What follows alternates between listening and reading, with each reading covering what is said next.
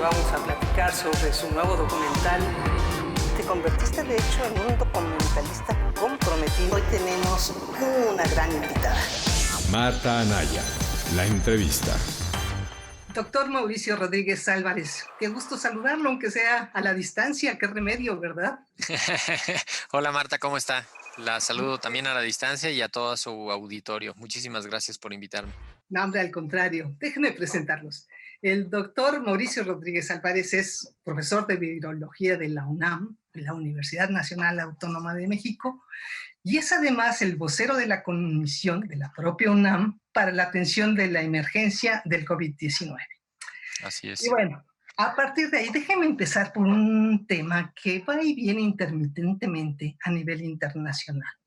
Sí. Este famoso virus pudo haber nacido en un laboratorio o no. Pues esa es una pregunta muy interesante, muy buena, porque los estudios más recientes del análisis genético del virus se han hecho centenas de análisis genéticos de este virus y en todos se corrobora que es un virus de la naturaleza, que es un virus que proviene de los murciélagos y que es un virus que no tiene ningún rastro en su material genético ni en su composición que pudiera sugerir que ha sido producto de una manipulación genética.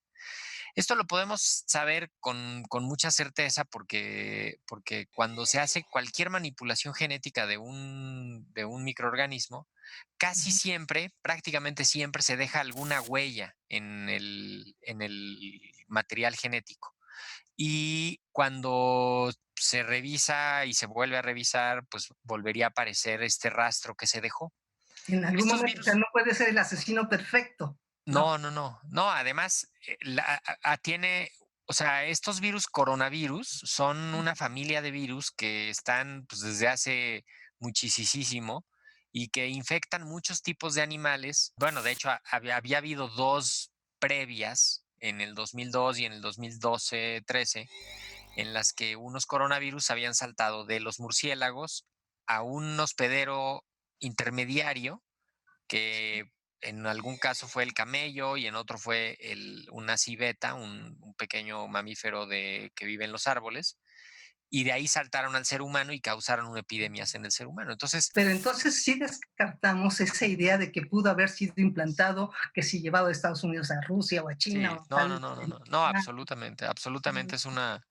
Ahora, lo que podría ser que se vaya a definir en las siguientes semanas es como exactamente qué situación dio origen a este nuevo virus, pero en términos de la biología natural, o sea, no es producto de la manipulación genética digo, ni hay que tratar de buscar por ahí, ¿no?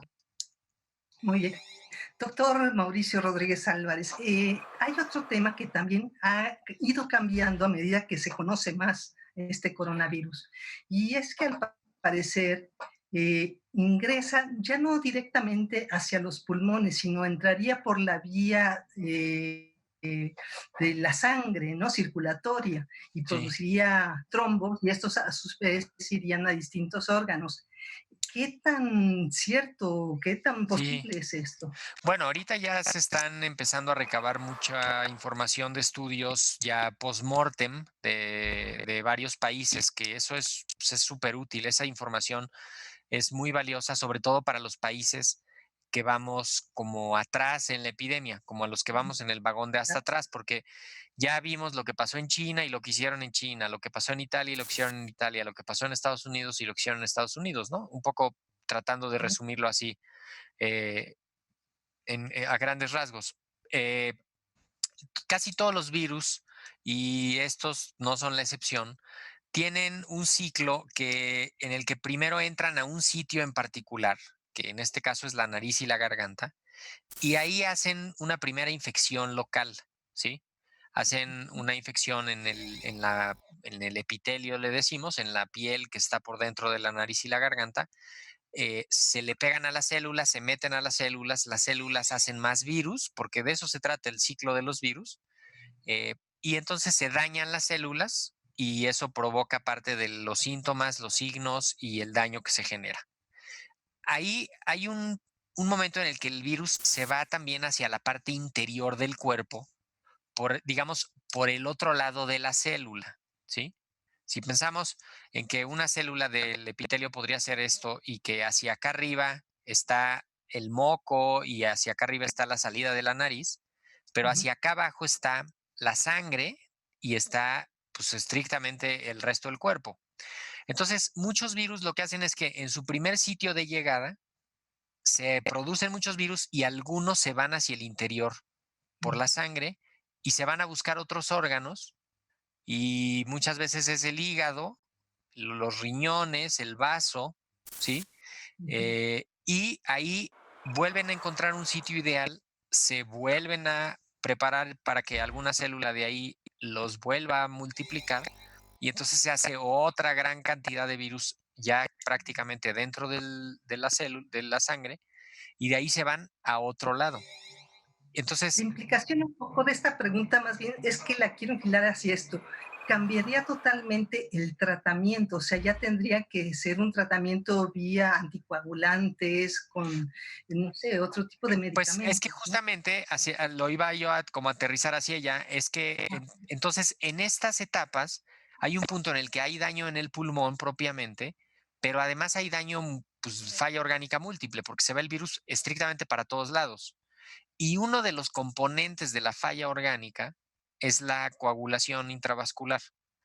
Entonces hay un paso en el manejo de los pacientes, sobre todo de los muy graves, en los que implica también dar anticoagulación y también verificar estas etapas, porque justamente este proceso de coagulación tiene que ver con el avance de la enfermedad y con una complicación pues mucho más aparente en los pacientes graves, pero sí, están apuntando los estudios a que hay un componente de coagulación que quizás si se ataca de manera directa y frontal, pues puede ayudar ahí. Y que también, pues es una de esas ventajas, con esto cierro, que nos tocan por haber estado en la fila hasta atrás, Claro. porque pues tal vez dentro de 2 semanas o dentro de 4 semanas en las terapias intensivas empiecen a aplicar unos protocolos de este tipo, ¿no? Ujú. Y modifiquen la mortalidad de los pacientes más graves. Todo este enfoque es de lo más grave, de los pacientes más graves.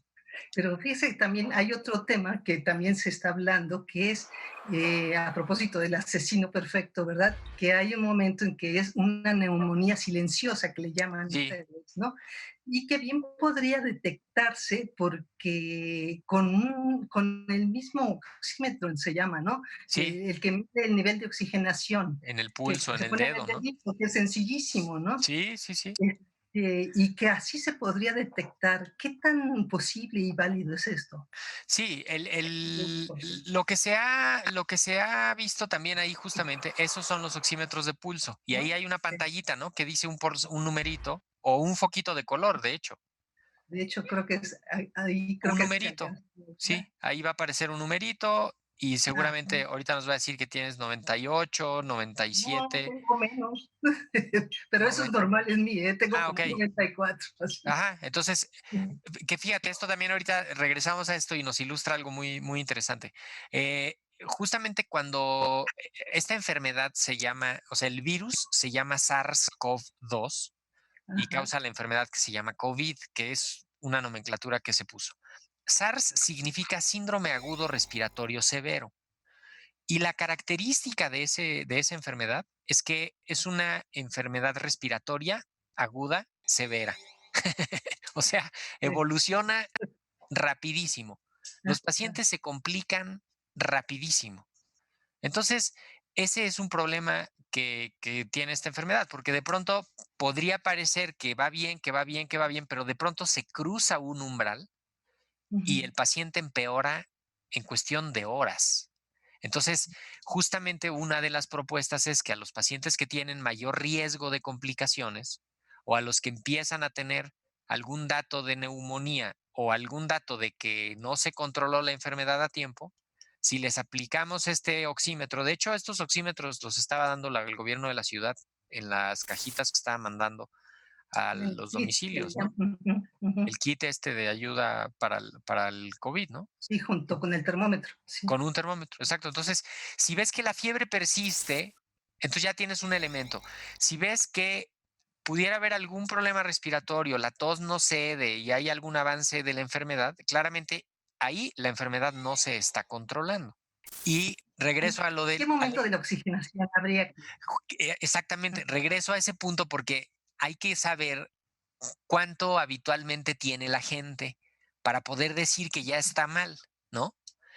Hay unas guías que dicen que si tienes 94, que si eres un adulto sano y tienes 94, pues te vayas yendo al hospital para que te revisen, ¿no? Pero justamente lo que dicen esas mismas guías es que primero hay que tener un par de mediciones basales, ¿no? Como en condiciones normales, para que puedas decir, ok, como la presión arterial, ¿no? Que dicen, pues es que yo así la uso, ¿no? Hasta hay como una expresión popular de decir, yo así la uso y es una presión diferente de la de todos. Entonces, cuando hay o sea, menos de 91, ya puede ser problema, ¿no? Bueno, y ahora sí ya aterricemos aquí. Estamos en la etapa 3 o Ya, fase 3 que le llaman exacto. aquí ya en México. ¿Cómo ve usted el panorama? ¿Qué nos espera? ¿Hacia cuándo se dará la punta de la curva?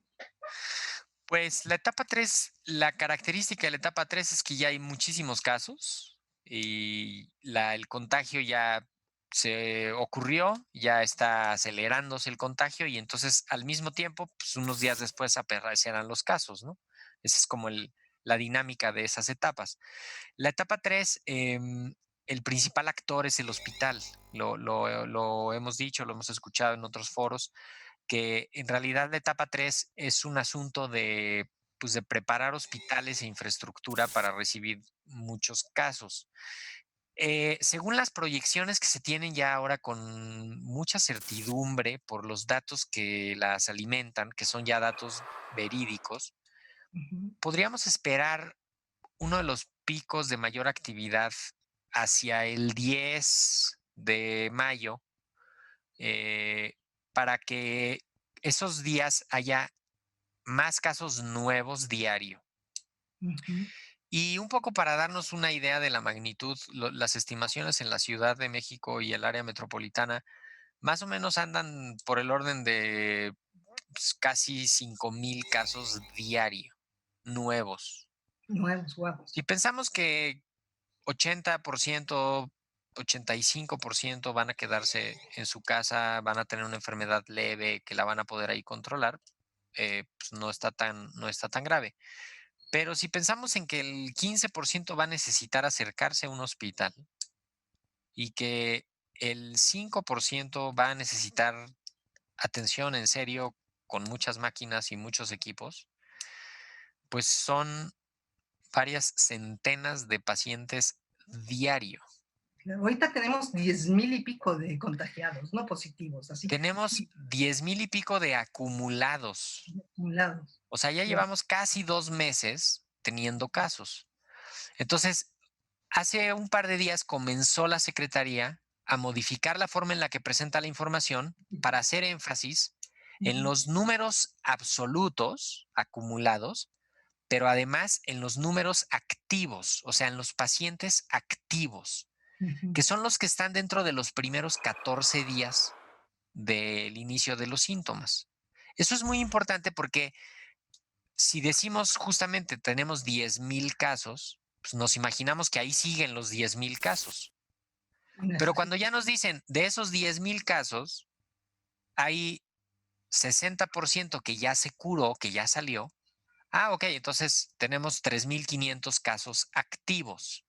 Bueno, pero ese es un estimado, porque yo escuchaba hoy precisamente al doctor Julio Frenk diciendo que, bueno, que las cifras que está dando el doctor Hugo López Gatell, la Secretaría de Salud, pues simplemente están minimizando absolutamente lo que está ocurriendo a nivel de contagios y de muertes, porque los factores por el que le están multiplicando, sinceramente, no son, que son El, muy superiores. sí, bueno, no hay que perder de vista que la Secretaría de Salud Federal está informando lo que a ella le están informando. Entonces, los datos que ellos tienen son los datos que le pasan los Bueno, estados. pero es que no hay Ellos, pruebas y ni siquiera pasan los de los laboratorios privados. O sea, ya vimos que tienen un montón de errores. O sea, sinceramente, sí están o minimizando o errando en las cifras, ¿no? yo difiero de esa idea porque justamente lo que hicieron fue implementar el modelo Centinela que nos permite tener una estimación más real del tamaño de la epidemia. Entonces nos dicen, tenemos 10,000 casos acumulados, ¿sí? Pero tenemos 77,000 casos estimados en la comunidad. Y ese dato es mucho más valioso que lo que te dan las pruebas o no te dan las pruebas. Imaginémonos que, bueno, no imaginémonos, las pruebas están dando el 20% de positividad nada más. O sea, están de 10 pacientes que Ajá. sospechan que tienen COVID, solo 2 salen positivos. Pero es que Entonces, también se la están aplicando nada más a ciertas gentes y en cierto momento y el por no sé eso, cuánto, como muy pero a quien se le estén seleccionado. aplicando, solo a 2 les está saliendo positiva la prueba, imagínate. Sí, ya. Entonces, si te Sí, quedaras solo con esa imagen, porque ujú, de hecho, tú tienes a 10 enfermos que sospechas que tienen COVID. ujú. Les haces la prueba a los 10 y solo en 2 sale positivo, ¿no? Sí, que es Ahora, muy poco realmente, es ¿no? muy poco. A mí, en serio, yo digo, o las están tomando mal las pruebas Sí, técnicamente y entonces en el laboratorio están saliendo negativas porque las están tomando mal, porque, no, o sea, la técnica o algo así, o están sospechando mal, sí hay algo que porque no checa, la no verdad. checa, porque esto que tú dices como de que se están reservando mucho el tomarlas, se antojaría que eso provocaría que fueran casi todas positivas, ¿no? Porque están restringiendo tanto el criterio para la toma que entonces todas deberían de ser positivas y resulta que no, resulta que 8 de cada 10 son negativas y entonces qué mejor que voltear a ver el modelo Centinela y decir, ¿cómo vamos con el modelo Centinela? Y entonces ya te van a decir, ok, multiplícalo por 8 y entonces sí tienes el tamaño de la epidemia con una estimación mucho más real. Es Ahora, que, bueno, también está la hipótesis de que los laboratorios privados, ahí sí casi la gran mayoría son positivos y sí están tomando las pruebas, pues, de otra manera. pero los laboratorios privados le están tomando pruebas a los ambulatorios, a toda la gente que puede llegar, bajarse de su coche, caminar, a que le tomen su muestra. O sea, yo creo que la mayoría de las pruebas que están tomando los privados son de personas ambulatorias que y que además de aquí a que verifican datos y entran esos datos a la plataforma, también les generan ahí un retraso en el cómputo de las pruebas, ¿no? Ahora, me gustaría también invitarlos a una reflexión Sí, importante sobre el mito de las pruebas, ¿sí?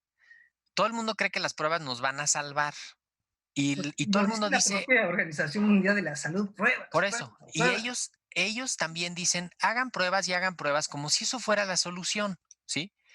Lo que no pareciera que nadie se da cuenta es que las pruebas requieren 4 o 5 insumos que están prácticamente saturados, si no es que agotados en todo el mundo, ¿sí? O sea, hay 4 insumos en esas pruebas que provienen de la misma fábrica, de las 2 fábricas que existen en el mundo y que le están surtiendo a todo el mundo. Entonces, tampoco es que haya disponibilidad de material para hacer pruebas como si quisiéramos hacer las pruebas, ¿sí? Ya, Entonces, si a mí me dijeran, es que hay que hacer 10,000 pruebas diarias, señores, no hay reactivos para hacer eso, ok. porque en el mundo no hay, o sea, porque no nos llegan a nosotros, porque llevamos siendo consumidores de esas tecnologías los últimos 30 años, nadie promovió la investigación y el desarrollo de esas plataformas, nadie puso una fábrica de eso aquí en México, entonces dependemos de lo que venga de fuera. Y si el Ya. país donde se producen no están saliendo aviones porque están cerrados su país o sus plantas no están trabajando, pues no nos llegan a nosotros esos insumos, ¿no? Son, Ujú. o sea, ahí ya, por eso depositarle tanta esperanza a las pruebas, a mí me parece hasta cierto punto irresponsable, porque entonces sí se genera esta sensación en la población de que si no le haces la prueba no se salva o no se sabe. Y entonces, pues mejor transmitámosle la idea de decirle, mira, las pruebas que se van a hacer a través del modelo Centinela nos van a dar una idea más real del tamaño de la epidemia. A todos los graves se les va a hacer prueba, ¿no? Ujú, Porque voy a otro concepto en este mismo sentido. Yo me hago una prueba hoy, ahorita, y me sale negativa. Ujú. sí. Pero pasado mañana amanezco con la garganta dolorida, me tengo que hacer otra. Entonces es el cuento de nunca acabar, lo de las pruebas. Mm. Entonces, Híjole, imagínate que en Estados Unidos se les acabaron los hisopos con los que toman las muestras. los algodoncitos de la Unos aparatitos sí, especiales que son larguitos, que son de rayón, porque esa tela especial la hacen en unas plantas especiales en Italia que cerraron durante la epidemia en Italia. Y ujú, en Estados Unidos se quedaron sin posibilidad de hacer pruebas, primero porque no las tenían listas, luego porque se les acabaron los hisopos, luego entonces, cuando se le deposita tanta esperanza a un elemento tan vulnerable, a mí me parece hasta cierto punto irresponsable de la gente que dice, y que me refiero a la OMS, ¿eh? Cuando ellos dicen hagan pruebas, como si todos fuéramos Corea del Sur, que tiene sus propias plantas, sus propios, todo lo tienen ahí, sino ellos sus vecinos, pero estamos del otro lado y además ya agarramos la epidemia cansada, ¿no? O sea, llevamos nosotros, cuando llegamos a pedirle mascarillas N95 al productor de mascarillas N95, ¿no? Nos dice, oye, es que antes que tú tengo el pedido de 40 países desde hace 2 meses que me están pidiendo, claro. ¿no? Entonces, aquí me gustaría como cerrar con la idea de Ujú, cómo podemos optimizar las pocas pruebas que haya. Primero, con buenos criterios diagnósticos, o sea, saber a quién se le va a hacer, porque estamos ahorita usando 8 de cada 10 pruebas son negativas. O sea, ¿qué pasa, no? A mí se me antojaría que ya en una etapa epidémica se me antojaría decir, oigan, ¿qué onda? ¿Qué está pasando que 8 de cada 10 son negativas? ¿No? sí, Porque ya sí, estamos en la epidemia, ya deberían de ser muchas positivas. Y lo otro es garantizar que haya pruebas para que el modelo Centinela no se detenga y podamos tener una estimación real y no dependamos de las pruebas y de los diagnósticos con esas pruebas, ujú. sino que con el modelo Centinela nos puedan decir, mira, tú crees que solo hay 7,000 casos o 10,000 casos, porque esos son los que nos han dicho las pruebas, pero la estimación dice que hay 80,000 y entonces hay que tomar medidas. ¿Cuál es ahora sí que su pronóstico o su visión o qué espera, pues, para la temporada que nos falta, Bien, ¿eh? lo que Pues viene? mira, yo he hablado o sea, es un país muy heterogéneo, ¿no? Hay de todo. Hay unos que ya llevan 5 semanas, hay unos que ya llevan 7 semanas guardados, hay unos que no se van a poder guardar nunca, hay gente que sigue sin creerlo, hay gente que hay negocios que no terminan de cerrar, empresas que no se conectan con eso. A mí me parece que sí va a haber una afectación muy importante, sobre todo a los sectores más vulnerables que no se pueden guardar, porque ahí se va a meter la epidemia de manera un poco más brusca, más feo. Se van a saturar los hospitales, yo creo que sí va a haber un drama relacionado con eso. Ujú, eh, y también veo un avance paulatino hacia la zona rural, hacia el campo, que pues ojalá se estén preparando para tratar de frenarla lo más que se pueda, que no llegue hasta lo más profundo de esa zona, porque es una zona pobrísima, carente de recursos, sin infraestructura sanitaria, sin infraestructura hospitalaria, ¿no? Y, y vamos a ver una epidemia diferenciada en el país. Nos preguntan mucho que qué va a haber después, ¿no? Y pues imposible saberlo, no vamos a regresar nunca a la vida que teníamos antes. sí, suena así como muy complicado, o sea, asusta, diría yo, imaginar que nuestra vida pudiera ser totalmente diferente, Pues lo será. O ¿no? sea, porque vamos a salir y van a decir, ay, es que quiero ir a mi restaurante que siempre me gustaba. Pues sí, pero ya no va a estar. Ese restaurante va a desaparecer. Esa No, tiendita que va a cerrar 10 días va a desaparecer. porque no va a haber manera porque no hay manera de resistir algo así en el modelo que tenemos. Híjole, doctor, no me gustaría terminar con esa nota No, tan no, no, pues pero ahora lo que híjole, viene también, pues es un aprendizaje inmenso para cambiar el esquema. Necesitamos una sociedad menos desigual, necesitamos una sociedad con seguridad social, ¿no? ujú, Pero social, desde el embarazo hasta la muerte, o sea, todas las edades. Tiene que haber alguna conexión con las instituciones de apoyo. Ahorita parte del problema es que no hay manera de hacerle llegar los apoyos a mucha gente porque no están en ninguna institución. Lo ya, único que tienen es una credencial del INE, ¿no? sí, No, nadie les llega. Entonces, tenemos que reconfigurar eso. Vienen pues unos días muy complicados, vienen unos días de prueba, pues que ya hemos conocido alguna vez pruebas en esta sociedad, pero pues vamos a salir. Ya están los otros países del otro lado de la nube, ya están incluso empezando a tener segundos brotes, ya están viendo qué cómo le bueno. van a hacer con eso. Entonces, pues sí hay luz al final del túnel. Yo creo que nos tiene que ir sirviendo. Hay que confiar ahorita en las personas que están a cargo porque son los que están a cargo. O sea, ya luego, si quieren, luego los cambiamos, pero ahorita son ellos los que están a cargo y hay que darles todo el apoyo desde todos los sectores, porque ellos son los que están haciéndolo. Y es un equipo inmenso, desde los epidemiólogos de campo hasta los clínicos. El sector está ahorita concentrado con eso y lo que nos queda es ayudarlos en todos los aspectos.